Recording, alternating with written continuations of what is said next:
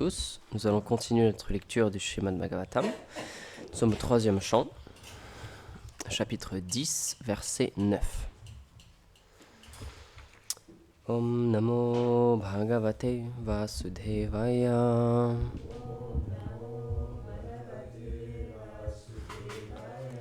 Om Namo Bhagavate Vasudevaya. Om Namo Bhagavate Vasudevaya.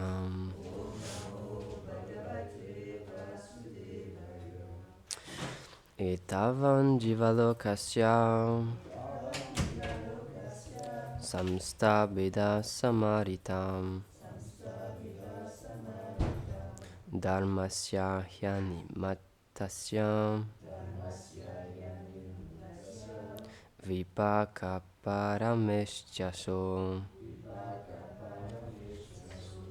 Traduction. La création des différents lieux favorables pour les 14 sortes d'êtres fut confiée à Brahma, parce qu'il était mature dans sa méditation sur le Seigneur et dans son adoration. Par conséquent, il pouvait accomplir la création. Commentaire. Le Seigneur confia à Brahma la manifestation de systèmes planétaires adaptés aux différentes catégories de corps qui recouvrent les âmes conditionnées. Ceci, par sa méditation et son adoration, par l'utilisation du mantra, était sans désir matériel. Ceci parce que sa méditation et son adoration, par l'utilisation du mantra, étaient sans désir matériel. Qu'est-il impossible de réaliser pour celui qui est doté de la puissance d'une telle méditation ?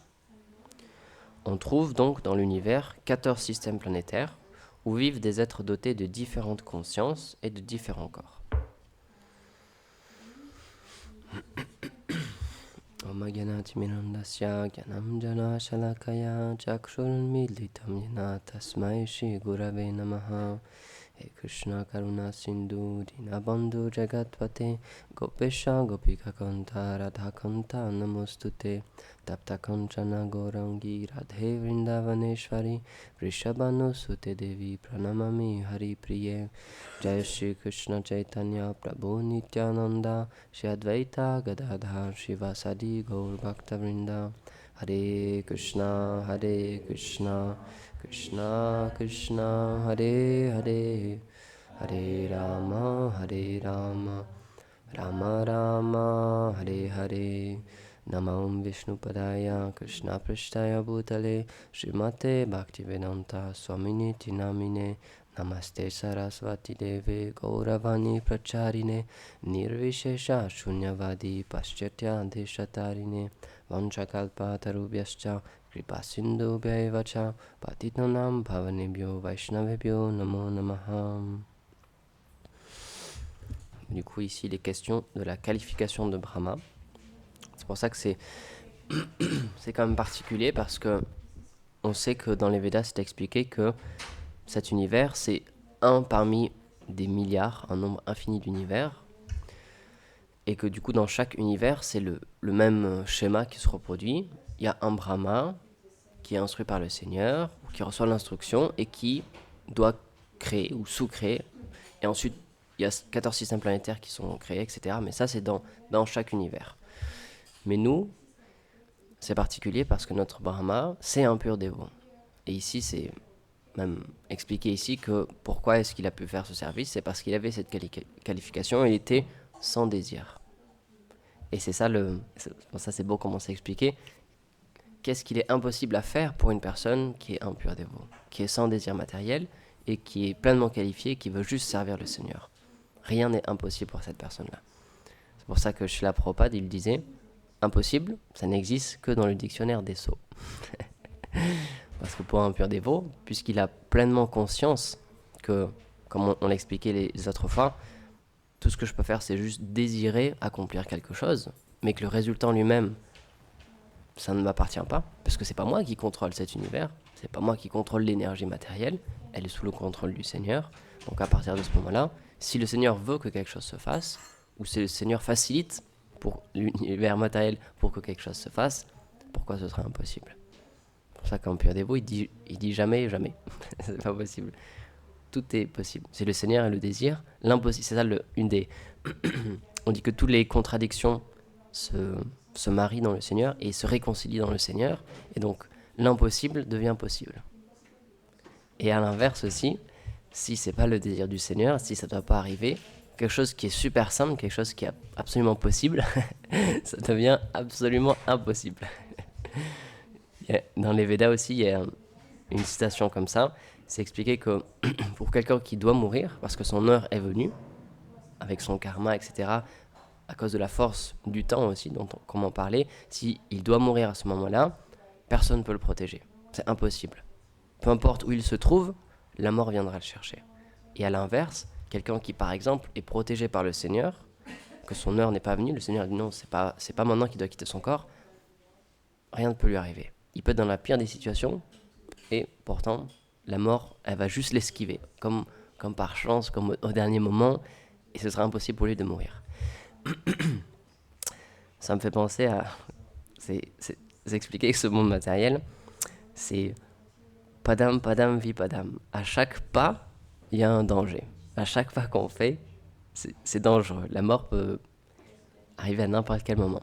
Et Rassamani me partageait, elle avait vu un fait divers, quelque chose qui s'était passé en Corée du Sud. C'était une personne qui s'était suicidée en sautant d'un immeuble.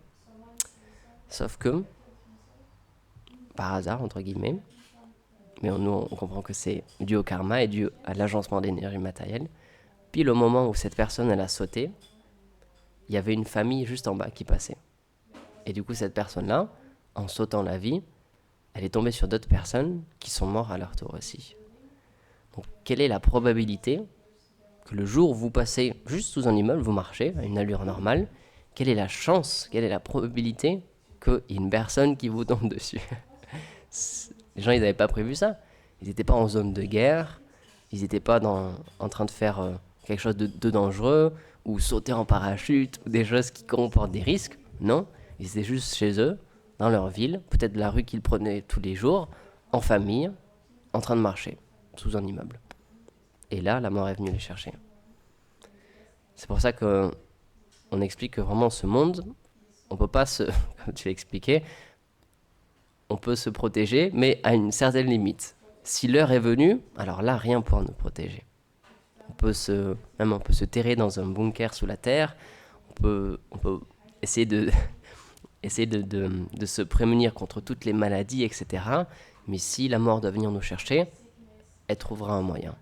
Peu importe comment on se protège, même si on est tout seul, la mort peut venir. Ou tout simplement, un arrêt cardiaque. Parce que ça arrive aussi, hein. Juste comme ça, une complication du corps, quelque chose qui n'était pas prévu, et hop, on meurt. Alors qu'on a fait tellement à côté, on a fait tellement de choses, on a mis tellement d'argent de côté, on a pris tellement d'assurance vie aussi, etc. Mais juste, si c'est l'heure, c'est l'heure. On peut pas dire à la mort, non, attends 5 minutes, j'ai encore un truc à finir, ou non, reviens demain, c'est impossible. Lorsque la mort vient, on peut pas échapper, on peut pas discuter, on peut pas gagner, on peut pas grappiller juste 5 minutes, c'est impossible. Parce que c'est les lois de l'univers. Donc, il y a aussi par exemple un autre, quelque chose que j'ai vu, là c'était il y a quelques temps, j'ai lu ça à l'article il y a une semaine, je crois à peu près. C'était une famille de Français qui étaient en vacances, je crois qu'ils étaient en Espagne, au Portugal, et le père c'était un marin accompli, il était très bon en mer, donc ils avaient un petit bateau, et ils allaient, on va dire de bêtises, sur une île, je sais pas si c'était Majorque ou quelque chose comme ça, ils étaient en direction d'une île, et du coup ils étaient à 20 km des côtes, et là, il raconte, le père, il a vu dans l'océan qui se rapprochait des orques, donc ça ressemble un peu comme à des dauphins, un petit peu, vous savez, noir et blanc, et en fait, ils expliquent que depuis quelques années, il y a de plus en plus d'attaques d'orques. Mais en fait, les orques, ce qu'elles font, c'est qu'elles veulent pas attaquer les humains pour les tuer ou les manger, ou etc. Ils veulent juste jouer, en fait. Parce qu'ils voient un bateau dans l'eau, et du coup, ils veulent jouer avec. Et donc, et très vite, en fait, il a compris. Donc, il les a vus approcher, à plusieurs. Ils ont fait le tour du bateau. Déjà, ils ont commencé à attaquer le gouvernail. Et ils ont cassé les pales en dessous qui contrôlent le gouvernail. Du coup, déjà, ils pouvaient plus se diriger. Et puis après, ils ont commencé à continuer à tourner et à attaquer la coque, petit à petit. Et du coup, ils ont commencé à faire des trous dans la coque. Et donc là, tout de suite, il a compris. Le père, il a dit, c'est fini, quoi. Et là, on va se noyer, le bateau il va couler, on peut rien faire. Donc heureusement, il avait l'habitude, donc ils avaient un bateau de sauvetage, etc. Après, ils ont appelé les secours avec une. Et en plus, donc ils ont appelé les secours. Et les secours, du coup, ils ont noté leurs coordonnées GPS parce que c'était un bon marin quand même, donc ils savaient exactement où ils étaient. Sauf que les personnes en charge, ils avaient mal noté les coordonnées GPS.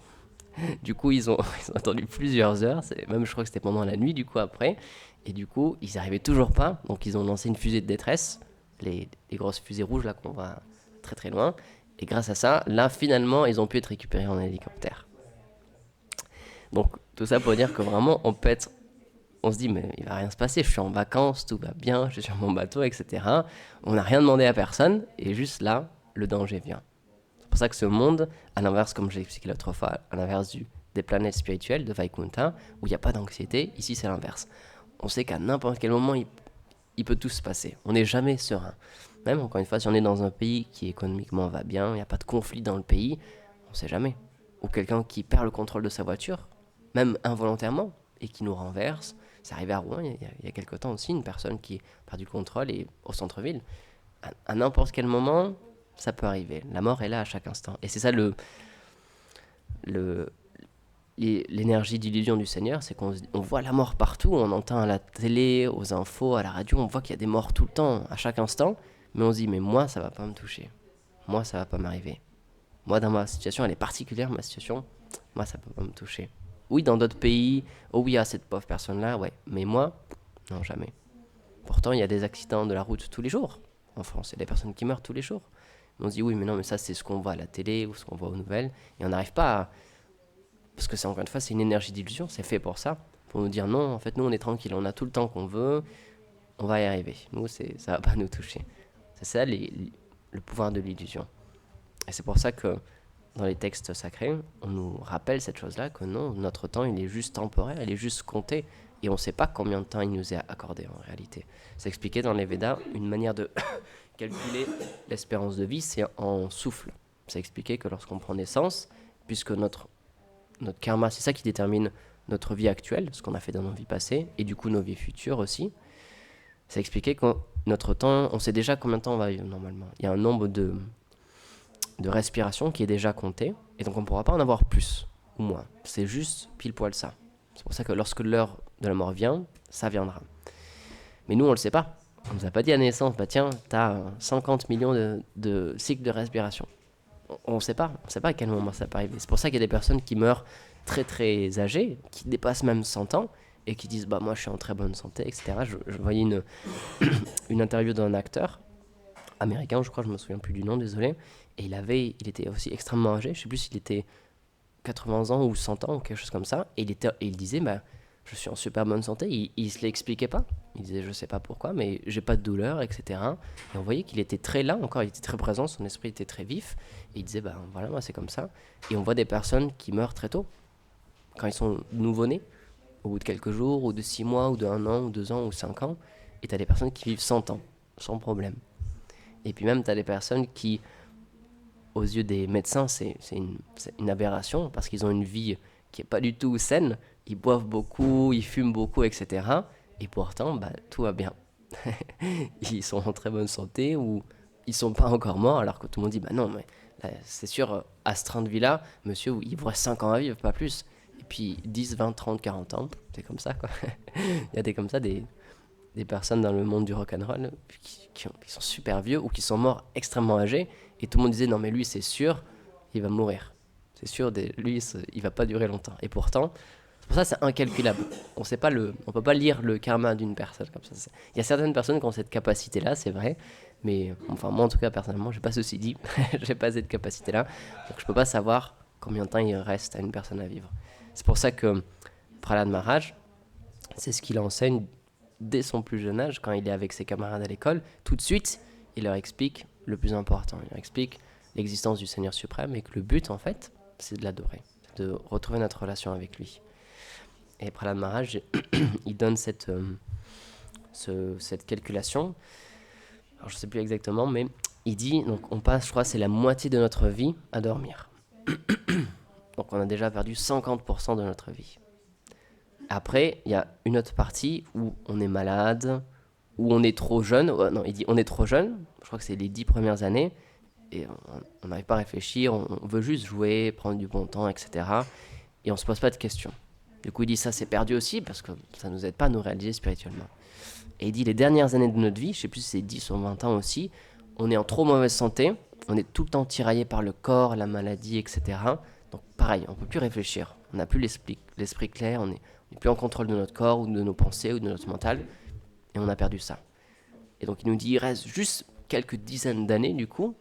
Et ces dizaines d'années-là, on les perd. Ça nous prend tellement de temps de maintenir notre corps, maintenir les personnes qui sont autour de nous, travailler, faire des choses en plus qu'on n'a pas envie. Comme disait Gournel, qui a envie d'aller travailler? Qui, quand on voit les gens dans le métro ou dans le bus, personne n'est super content, dit ouais, chouette, je me lève super tôt pour aller travailler toute la journée pour un patron qui va se faire plus d'argent que moi, c'est génial. Personne ne se dit ça. On n'a pas envie de faire ça. Et pourtant, par là, il est dit regardez, si vous calculez bien, il vous reste tellement peu de temps, et ce peu de temps où votre corps il est à peu près en bonne santé, etc., on l'utilise pour quelqu'un d'autre, ou on est au service de quelqu'un d'autre, et on doit juste s'occuper d'autres personnes, et on n'a pas vraiment de temps en réalité. Donc c'est pour ça qu'il dit il ne faut pas perdre un instant, et il faut allouer toute notre énergie, toutes nos pensées pour le Seigneur suprême.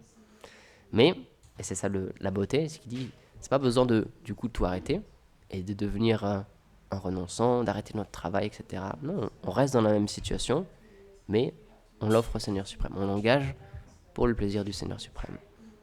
Et c'est pour ça, je l'ai répété déjà dans les autres classes, mais c'est super beau. Prabhupada dit c'est la même chose. Une activité matérielle, une activité spirituelle, extérieurement, c'est la même chose. On ne peut pas reconnaître la différence. C'est juste qu'on l'offre au Seigneur suprême. On fait la même chose que tout le monde. Nous, ici, on est dans un contexte particulier parce qu'on est des moines. On habite dans un monastère. Mais il y a beaucoup d'autres personnes où, comme on voit, en ce moment, on recommence. On a la chance de pouvoir recommencer à écouter les divertissements du Seigneur Chaitanya et de ses associés. Et on peut voir que beaucoup étaient mariés. C'est ça qui est intéressant, c'est qu'il y avait certains renonçants, mais beaucoup, dans les divertissements de Mahaprabhu, que ce soit même Mahaprabhu lui-même, Nityananda Prabhu et beaucoup de leurs associés, ils ont donné l'autre exemple où ils étaient mariés. Ils avaient une vie de famille, ils accueillaient des gens chez eux, comme font les Grihasta normalement. Ils faisaient des programmes chez eux, ils utilisaient leur maison pour accueillir des dévots, nourrir les dévots, ils utilisaient leur argent pour faire des festivals, etc., pour rencontrer des gens. Donc, c'était pas qu'ils avaient renoncé au monde extérieurement, non, parce que c'est pas nécessaire. Pour certaines personnes, c'est plus facile de faire comme ça, d'avoir une vie monastique, donc très bien pour eux, mais pour d'autres personnes, c'est trop difficile. Et à l'inverse, c'est beaucoup plus facile pour eux d'avoir une vie spirituelle en étant entourés avec une vie de famille, etc. Et donc, tout ça, c'est permis aussi, c'est possible. Encore une fois, parce que le principe, c'est juste d'engager. Peu importe ce que vous aimez ou ce que vous savez faire aussi, comme tu l'as expliqué, peu importe l'attraction qu'on a, peu importe les capacités matérielles qu'on a, bah faut juste les engager, c'est tout. Juste les utiliser. C'est pas qu'on doit... Parce qu'encore une fois, on est en ce moment dans un corps matériel. Donc on peut pas dire, bah non, moi je suis juste une âme spirituelle, du coup, bah, ce monde-là, de toute façon, j'ai rien à y faire. Les lois du pays, peu importe, parce que de toute façon, j'habite pas dans ce pays éternellement. Ce corps-là, peu importe, de toute façon, il va mourir, donc ça sert à rien que je m'en occupe, c'est juste une perte de temps. Bah non, parce que sinon on va plus pouvoir faire aucun service. Et c'est ça que les Vaishnavas expliquent, c'est que on prend soin de ce corps comme un service aussi. Parce que c'est quelque chose, c'est un outil qui nous a été donné par le Seigneur, et grâce à ça, on peut se réaliser spirituellement. C'est ça que Srila Prabhupada explique aussi, c'est grâce à ce corps qu'on peut atteindre la perfection. Donc, évidemment qu'il faut en prendre soin. C'est pour ça que Prabhupada disait, le number one, c'est la santé. Parce que s'il n'y a pas la santé, on ne peut pas chanter, on ne peut pas faire du service, on ne peut pas même juste étudier ou se concentrer, parce que le corps il est trop tiraillé, comme l'expliquait Prahlad Maharaj aussi. Donc c'est super important, la santé, c'est le number one. Et après il y a le service, le chant, etc. Mais la première chose qu'ils disait Prabhupada, health, c'était la santé. Et après, il y a tout le reste qui vient. Et donc c'est pour ça que parfois c'est compliqué, comme Arjuna, c'est l'exemple parfait. Krishna il lui enseigne, oui, tu es une âme spirituelle, et ce que tu dois faire, c'est offrir un service à moi, et penser à moi, offrir tes pensées, etc. Mais tu es sur un champ de bataille, aujourd'hui, maintenant, tout de suite, là, et une armée devant toi, une armée derrière toi, donc tu dois combattre. C'est pas qu'il dit, bah du coup, comme il disait, c'est pas que tu dois juste partir dans la forêt et devenir un renonçant, etc. Il dit non, tu es sur un champ de bataille, en ce moment, tu as pris naissance dans un corps de guerrier, Donc c'est ton dharma dans ce monde, dans cette vie. Donc utilise ce dharma-là, mais pour te réaliser spirituellement. Continue de faire cette chose-là, bats-toi, prends ton arc, reprends ton arc, tes flèches, et fais ton service de combattant, mais offre-moi cette chose-là. Le fais pas pour toi, pour obtenir un grand royaume et du coup te gratifier l'essence. Parce qu'Arjuna, il avait compris que de toute façon ça servait à rien, parce que tellement de personnes de sa famille en plus allaient mourir. Donc c'est ce qu'il disait au début. Pourquoi je ferais cette guerre-là? Comment je pourrais prendre plaisir? Comment je pourrais être heureux dans cette situation de roi, d'empereur? Parce qu'il y a tellement de personnes qui sont mortes. Et c'est pour ça que Krishna lui dit non, non, il ne faut pas penser comme ça. C'est pour ça aussi qu'il explique une première étape, c'est le fait de faire un service, de faire notre dharma, mais sans en vouloir les fruits.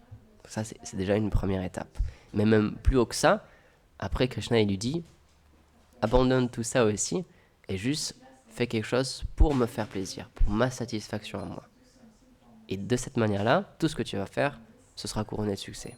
Ce sera parfait. Et en plus, ça te permettra de te libérer. Donc c'est pour ça qu'un Vaishnav, et comme Srila Prabhupada l'enseignait aussi,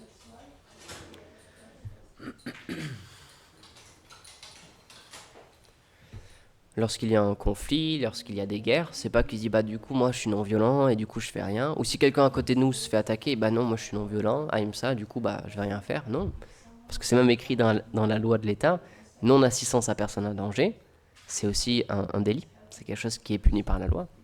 Parce qu'il y a quelqu'un qui souffre, qui est en train d'être se faire attaquer et vous faites rien. Et ça c'est puni par la loi aussi. Donc c'est pour ça que, là, comme Gurudev l'expliquait, la non-violence, c'est pas que si quelqu'un veut frapper les personnes autour de nous, que du coup on fait rien, qu'on vient pas en aide, non, pas du tout. C'est pour ça que ça peut être difficile à comprendre, mais c'est pour ça que Krishna, il a voulu faire la Bhagavad Gita sur un champ de bataille, ce qui est la pire situation du monde. Un champ de guerre où tout le monde est là pour s'entretuer. C'est vraiment le plus dur. C'est pas sur une belle montagne ou dans une grotte où il y avait personne, tout était bien, tout était paisible, les oiseaux qui chantent dans la forêt et qui vient parler à Arjuna, oui, offre-moi toutes tes activités, offre-moi tes pensées. Non, il lui dit sur un champ de bataille où il va y avoir du sang pendant des jours et des jours, ce sera la catastrophe. Il dit, bah là, c'est pareil, juste tu fais la même chose, mais tu penses à moi et tu offres ton service extérieurement, tu t'offres ton service à moi, dans ton cœur intérieurement, tu fais la même chose, mais juste pour moi. Et là, tout sera parfait. Même si tu es dans la pire situation matérielle, parce qu'un champ de bataille, c'est difficile de le faire pire, tu peux quand même atteindre la perfection. Tu peux quand même te réaliser spirituellement. Donc c'est pour ça que ça a réponse à tout, la spiritualité. C'est pas juste, comme Prabhupada le disait, c'est pas juste du sentimentalisme. C'est bien au-delà de tout ça, parce que ça apporte une réponse dans n'importe quelle situation dans laquelle on est. Même la pire, la plus compliquée, on peut quand même l'engager pour le service du Seigneur suprême. Et c'est ça la puissance du service de dévotion, c'est ça qu'on appelle Yukta Vairagya, c'est le fait de tout engager et de tout transformer pour la satisfaction du Seigneur suprême. Parce que la compréhension que nous expliquent les Védas, c'est que tout est le Seigneur suprême. Comme l'explique Gomina Maharaj, c'est lui qui crée tout à travers ses énergies, donc tout lui appartient. Tout est une manifestation du Seigneur suprême. Donc c'est pas qu'il y a quelque chose qui est déconnecté du Seigneur suprême. C'est pas possible, puisque tout est le Seigneur suprême. C'est lui qui est à l'origine de toute chose. Donc nous, ce qu'on fait, c'est juste qu'on reconnecte ce monde matériel, les objets de ce monde matériel. On parle Bhagavatam, parce que c'est déjà spirituel, mais tous les objets de ce monde matériel, on les reconnecte, et grâce à ça, on obtient la connaissance sur notre relation avec le Seigneur. Et on peut satisfaire le Seigneur. C'est pour ça qu'il n'y a pas besoin d'être dans un temple pour servir le Seigneur, ou pour voir le Seigneur, ou pour lui faire plaisir. Parce que ça, c'est une vision juste externe, matérialiste. Il n'y a pas besoin d'être habillé de telle ou telle manière. Il n'y a pas besoin d'avoir un signe sur notre front, etc. Ça, c'est juste des signes externes. Et comme on le dit en plus, l'habit ne fait pas le moine. C'est pas parce que quelqu'un est habillé comme un serviteur du Seigneur que réellement, dans son cœur, il offre ses pensées au Seigneur. On ne peut pas savoir ça.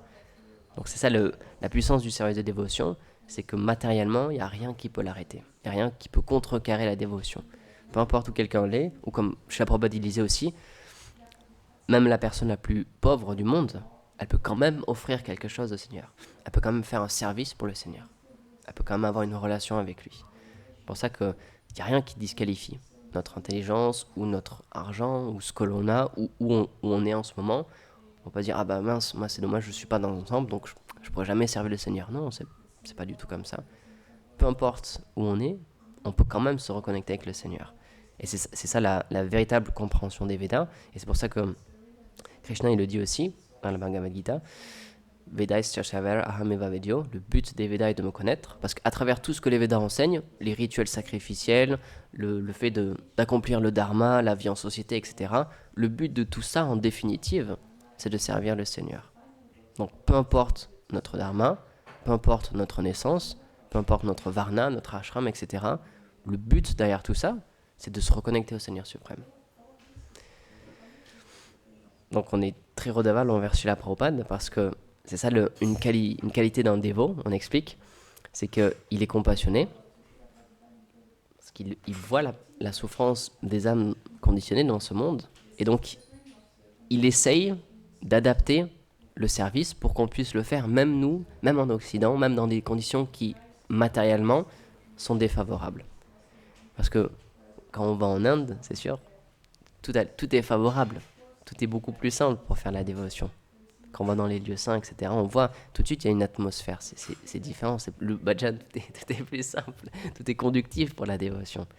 Mais nous en Occident, c'est pas du tout dans les mœurs de la société de penser à Dieu, de servir Dieu, etc. On nous dit mais non, pour être heureux, il faut te servir toi-même, il faut servir tes sens, etc.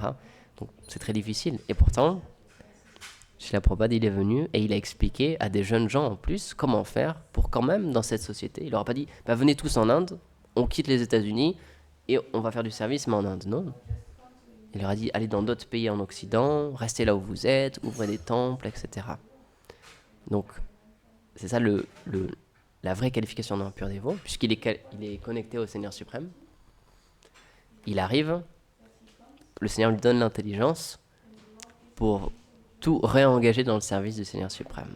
Peu importe le style de musique, peu importe extérieurement ce qu'on fait, on peut quand même le reconnecter au Seigneur suprême. Et de cette manière-là, on obtient l'opportunité de découvrir qui on est réellement, de se purifier spirituellement. Donc c'est pour ça que oui certes dans le Bhagavatam, là on voit des dévots extrêmement exaltés, on voit le Seigneur Brahma qui peut voir directement le Seigneur, où il y a des histoires aussi de grands sages, etc. Les sages de Naimisharanya, tout ça. On se dit moi je suis pas comme ça, je suis pas un grand sage, moi je suis juste quelqu'un dans une vie banale, normale. Et c'est pour ça qu'il y a d'autres histoires aussi, où certes ce sont des grands rois ou des princes, etc., comme Arjuna, mais qui sont dans des situations dans lesquelles on peut vraiment s'identifier. Avec une vie de famille, avec des dilemmes qui paraissent impossibles à résoudre. Et pourtant, le Seigneur, il explique comment tout harmoniser, tout résoudre toutes les situations pour, en définitive, quand même dans cette situation, arriver à le servir et arriver à lui offrir nos sentiments. Parce que c'est ça le but, en définitive, du Bhakti Yoga, en fait, c'est ça. C'est d'offrir notre cœur au Seigneur. Et il nous montre, avec l'histoire d'Arjuna, encore une fois, que vraiment, tout est possible. Ou même dans l'histoire du Bhagavatam, c'est un roi qui s'est fait maudire et qui allait mourir dans 7 jours. Donc c'est difficile aussi de trouver une situation plus dramatique et plus terrible que ça. On reçoit une malédiction et on sait qu'il ne reste plus que 7 jours à vivre. Qu'est-ce qu'on va faire pendant ces 7 jours-là? Et c'est pour ça qu'il va voir des sages et il demande, il ne me reste plus que 7 jours, c'est quoi la meilleure chose à faire dans cette situation-là? Qu'est-ce qui est spirituellement la chose la plus puissante que je peux faire? Et c'est pour ça que le Srimad Bhagavatam a été énoncé. On lui dit juste assieds-toi là et écoute parler des gloires du Seigneur suprême. Juste ça. C'est pour ça que le principe aussi dans les temples, et même juste en général, le principe de se reconnecter avec Dieu, ça commence par l'écoute. Prabhupada disait la première manifestation aussi du Seigneur, c'est à travers le chant et à travers l'écoute. C'est pas juste le fait de lire un livre ou de donner une conférence ou de prendre des notes et ensuite de les répéter, etc. C'est pour ça que Guru avait dit, ça nous connecte directement à qui on est éternellement. Ça nous reconnecte à notre identité. Lorsqu'on étudie, lorsqu'on apprend sur le Seigneur suprême, lorsqu'on écoute ses gloires, ses divertissements, en fait, on apprend sur nous-mêmes aussi. Et petit à petit, ça nous reconnecte au service du Seigneur suprême. Donc, juste le fait d'écouter, si encore une fois, on est très occupé extérieurement dans notre vie à l'extérieur, on peut juste, dans notre voiture, sur notre trajet, mettre une classe en MP3 du Srimad Bhagavatam ou des dévots. Il y a beaucoup de dévots qui font ça aussi, qui mettent par audio les écrits des Vaishnavas ou les écrits qui glorifient le Seigneur suprême. Et juste de cette manière-là, sur notre trajet, sans qu'on ait rien d'autre à faire, Ou si on a la chance de, quand on travaille, on peut écouter quelque chose, bah, juste mettre ça dans nos oreilles, et rien que ça nous permet d'avancer spirituellement. C'est pas que, ah bah mince, je peux pas venir au temple aujourd'hui, bah du coup, je vais pas pouvoir progresser. Non, peu importe où on est, le Seigneur il fait les arrangements pour que quand même on puisse entrer en contact avec lui. Donc voilà, il est l'heure, c'est ce que je voulais partager avec vous. Kalantara Shrimad Bhagavatam ki jai. Srila Prabhupada ki jai. Nitai Gaur Premanande.